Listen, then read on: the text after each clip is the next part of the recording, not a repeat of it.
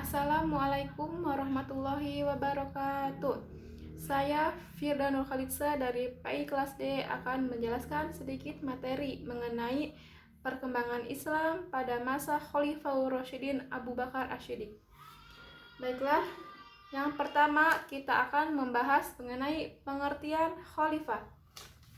Di sini kata khalifah berasal dari bahasa Arab yang artinya adalah pemimpin. Kemudian Rasyidin juga berasal dari bahasa Arab yang artinya mendapat petunjuk. Jadi Khalifah Rasyidin adalah pemimpin yang mendapat petunjuk.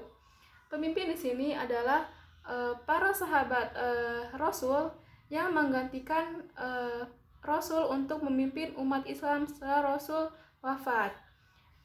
Nah, dalam Al-Quran, Khalifah telah tertera dalam surat Al-Baqarah ayat 30 yang berbunyi A'udzu billahi minasyaitonir rajim. Bismillahirrahmanirrahim. Wa iza qala rabbuka lil malaikati inni ja'ilun fil ardi khalifah.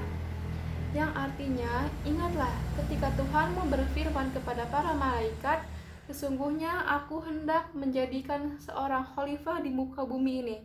Nah, dalam firman Allah dalam surat ini, siapa khalifah itu? Khalifah itu adalah kita manusia menjadi khalifah di muka bumi ini. Maka sebagai pemimpin, kita ini harus bisa memimpin diri kita terlebih dahulu agar tetap berada dalam di jalan yang benar. Nah, kemudian Khalifah Rasyidin yang pertama adalah Abu Bakar, yang kedua adalah Umar, ketiga Utsman, ketiga Ali. Nah, di sini saya akan membahas mengenai Abu Bakar Asy-Syiddiq. Ada biografinya Abu Bakar. Abu Bakar ini lahir tahun 573 Masehi dan beliau wafat pada tahun 13 Hijriah.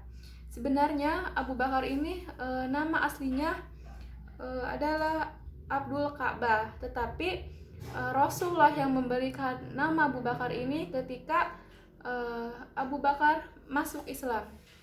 Abu Bakar ini merupakan sahabat Rasul sejak Rasul kecil.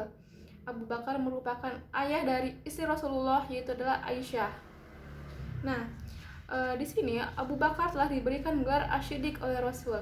Kenapa? Karena dia adalah sosok seorang sahabat yang Rasul dapat dipercaya oleh Rasul. Nah, Abu Bakar merupakan sahabat Rasul yang setia menemani Rasul ketika susah. Bahkan dalam perjalanan ke Yastrib, Abu Bakar menemani Rasul. Apapun akan Abu Bakar lakukan untuk melindungi Rasul, dan Abu Bakar sangat menyayangi Rasul. Nah, kemudian di sini kita tidak pernah tahu kapan umur kita akan berakhir. Begitupun Rasulullah. Setelah sakit beliau meninggal dunia. Nah, pada saat Abu Bakar menjadi sahabat Rasul telah memberikan ilmu dan pendidikan kepemimpinan kepada Abu Bakar dan sahabatnya. Agar apa? Agar mereka bisa menggantikan Rasulullah nanti ketika Rasul meninggal untuk memimpin umat Islam. Nah, tetapi ketika pasca Rasul meninggal dunia, terjadilah ketegangan dan kebingungan. Siapakah yang akan menggantikan Rasul untuk memimpin? Nah, di sini kaum Muhajirin dan kaum Ansor terjadilah perdebatan di antara mereka. Mereka terjadi perbedaan pendapat dan merasa bahwa dari kaum-kaum mereka lah masing-masing yang pantas. Nah, ketika berdebat, terjadilah ketegangan saat itu.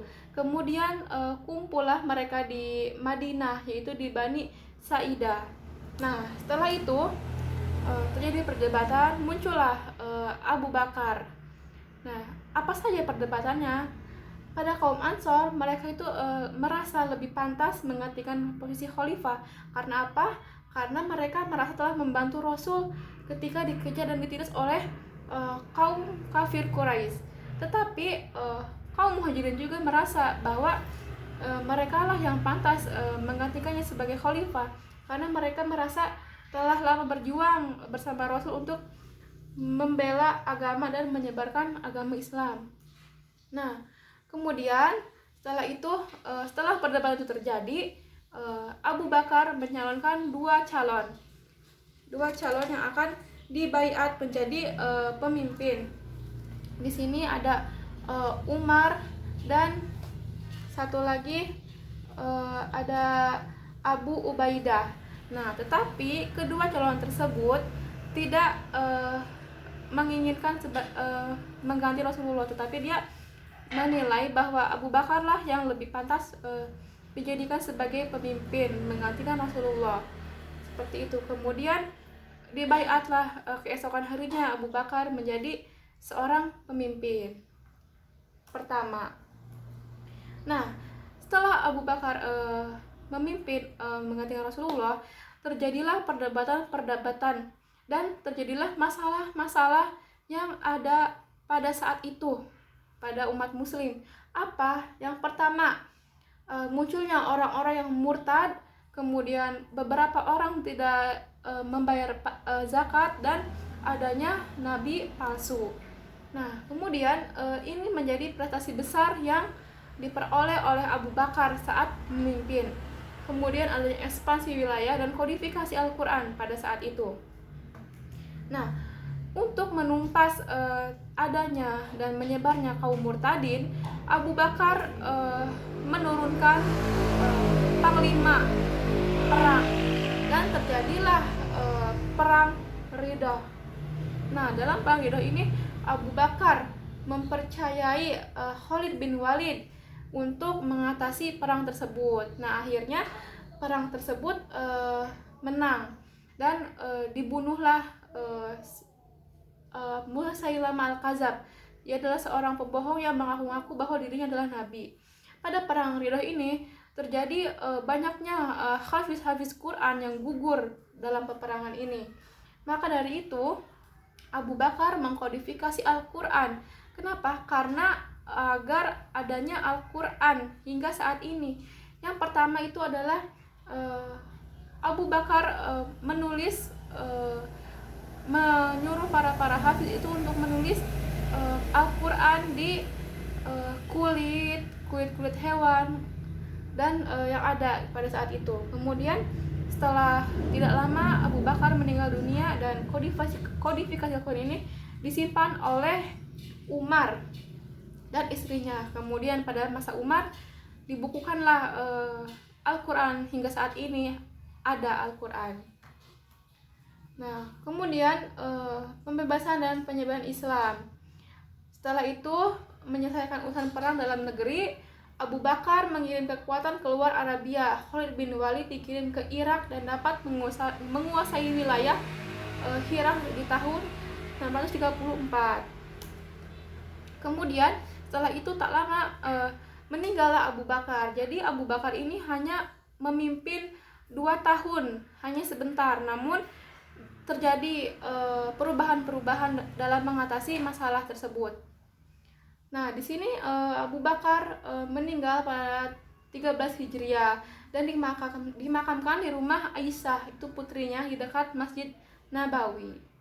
Nah, mungkin segitu saja penjelasan singkat dari saya mengenai Abu Bakar. Kurang lebihnya mohon dimaafkan. Wassalamualaikum warahmatullahi wabarakatuh.